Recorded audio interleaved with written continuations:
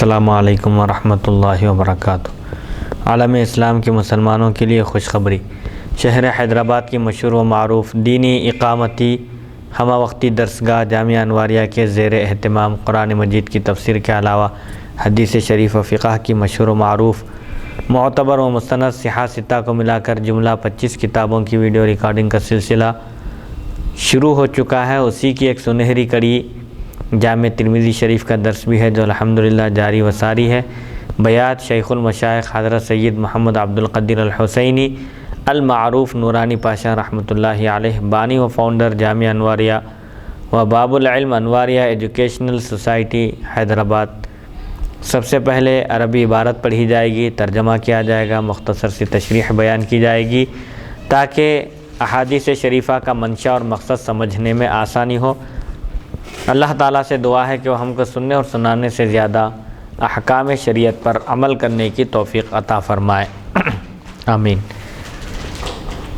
آج کا چیپٹر ہے قرآن کی تفسیر کا بیان۔ قرآن میں جو آیتیں ہیں، جو تفسیر حضور اکرم صلی اللہ علیہ وسلم نے ان آیتوں کی بیان فرمائی ہے، صحابہ کرام سے جو تفسیر منقول ہے اس کا بیان ہے۔ یہ پہلی نشست ہے۔ آج کے درس کا آغاز ہو رہا ہے حدیث نمبر 3069 سے۔ بسم اللہ الرحمن الرحیم۔ ابواب تفسیر القرآن عن رسول اللہ صلی اللہ علیہ وسلم۔ بسم اللہ الرحمن الرحیم۔ باب ما جاء فی الذی یفسر القرآن برأیہ۔ حدثنا محمود بن غیلان حدثنا بشیر بن السری حدثنا سفیان عن عبد الاعلی عن سعید بن جبیر عن ابن عباس قال قال رسول اللہ صلی اللہ علیہ وسلم من قال فی القرآن بغیر علم فلیتبوأ مقعدہ من النار۔ ھذا حدیث حسن صحیح۔ یہ بیان اس حکم کا جو اس شخص کے بارے میں آیا ہے جو قرآن کی تفسیر اپنی رائے سے کرتا ہے۔ تو تفسیر بالرائے، قرآن کی تفسیر اپنی رائے سے بیان کرنا، اپنی عقل سے بیان کرنا، یہ شریعت میں مذموم ہے، اس کی مذمت آئی ہے۔ جو شخص بغیر علم کے قرآن مجید میں کچھ کہتا ہے، کلام کرتا ہے، زبان کھولتا ہے تو اس کو اپنا ٹھکانہ جہنم میں بنانا چاہیے۔ ایسی سخت ترین وعید آئی ہے کہ تفسیر کے لیے صحابہ کے اقوال ضروری ہیں یا حضور اکرم صلی اللہ علیہ وسلم کے ارشادات کی روشنی میں تفسیر کرنا ضروری ہے۔ اپنی جانب سے قرآن کی آیتوں کی تشریح نہیں کی جا سکتی۔ حضرت ابن عباس رضی اللہ عنہما سے روایت ہے، رسول اکرم صلی اللہ علیہ وسلم نے ارشاد فرمایا، جس نے علم کے بغیر قرآن کی تفسیر کی اس کو اپنا ٹھکانہ جہنم میں بنانا چاہیے۔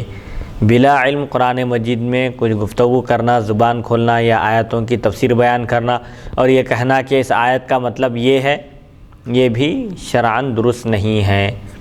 حدیث نمبر 3070۔ حدثنا سفیان بن وکیع حدثنا سوید بن عمرو الکلبی حدثنا ابو عوانۃ عن عبد الاعلی عن سعید بن جبیر عن ابن عباس عن النبی صلی اللہ علیہ وسلم قال اتقوا الحدیث عنی الا ما علمتم فمن کذب علی متعمدا فلیتبوأ مقعدہ من النار ومن قال فی القرآن برأیہ فلیتبوأ مقعدہ من النار۔ ھذا حدیث حسن۔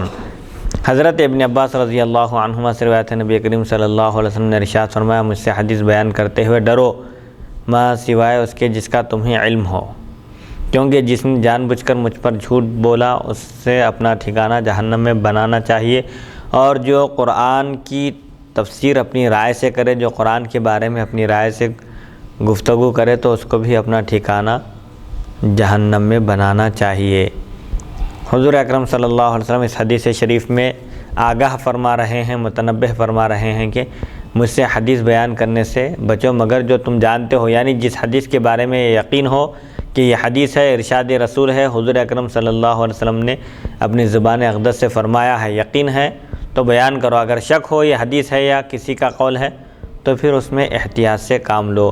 اور اسی طرح قرآن مجید میں بھی کسی کو بھی اپنی رائے کا دخل دینے کی اجازت نہیں ہے۔ رائے کے ذریعے گفتگو کرنا، اپنی عقل کے گھوڑے دوڑانا قرآن کی تفسیر کرنے میں شرعاً درست نہیں ہے، اس کی سخت مذمت آئی ہے۔ لیکن مفتی صاحب جتنے بڑے بڑے مفسرین جو گزرے ہیں وہ لوگ بھی تو تشریحات، تفسیر وغیرہ کیا وہ لوگ اپنی رائے سے کیے؟ یہ اس کا جواب آ گیا رہا۔ اس کے بعد والی حدیث میں امام ترمذی خود فرماتے ہیں کہ بڑے بڑے جو مفسرین گزرے ہیں جیسے مجاہد ہیں، قتادہ ہیں اور دوسرے اہل علم ہیں، انہوں نے جو تفسیر کی ہے قرآن کی، ان کے بارے میں ہرگز یہ گمان نہیں کرنا چاہیے کہ انہوں نے بلا علم تفسیر کی ہے، ان کو نہیں معلوم تھا، یا اپنے گمان سے یا اپنی عقل کے گھوڑے دوڑا کر انہوں نے قرآن مجید کے یہ مطالب، مفاہیم اور اس کی تفسیریں کی ہیں، ایسا نہیں سمجھنا چاہیے۔ انہوں نے اپنی جانب سے کچھ بھی نہیں کہا، بلکہ قتادہ فرماتے ہیں کہ قرآن میں کوئی آیت نہیں ہے مگر میں نے اس کے بارے میں کچھ نہ کچھ سنا ہے، یعنی ہر ایک آیت کی تفسیر، ہر ایک آیت کا مطلب، مفہوم میں نے صحابہ سے سنا ہے، اور ظاہر بات ہے صحابہ حضور اکرم صلی اللہ علیہ وسلم سے سنے بغیر اپنی جانب سے کچھ نہیں کہتے تھے۔ حدیث نمبر 3071 حدثنا عبد بن حمید حدثنی حبان بن ہلال حدثنا سہیل بن عبداللہ وهو ابن ابی حزم اخو حزم القطعی حدثنا ابو عمران الجونی عن جندب بن عبداللہ قال قال رسول اللہ صلی اللہ علیہ وسلم من قال فی القرآن برأیہ فاصاب فقد اخطأ هذا حدیث غریب وقد تکلم بعض اہل الحدیث فی سہیل بن ابی حزم وهكذا روی عن بعض اہل العلم من اصحاب النبی صلی اللہ علیہ وسلم وغیرہم انہم شددوا فی هذا فی ان یفسر القرآن بغیر علم واما الذی روی عن مجاہد وقتادۃ وغیرہما من اہل العلم انہم فسروا القرآن فلیس الظن بهم انہم قالوا فی الفرقان او فسروه بغیر علم او من قبل انفسهم وقد روی عنہم ما يدل على ما قلنا انہم لم يقولوا من قبل انفسهم بغیر علم۔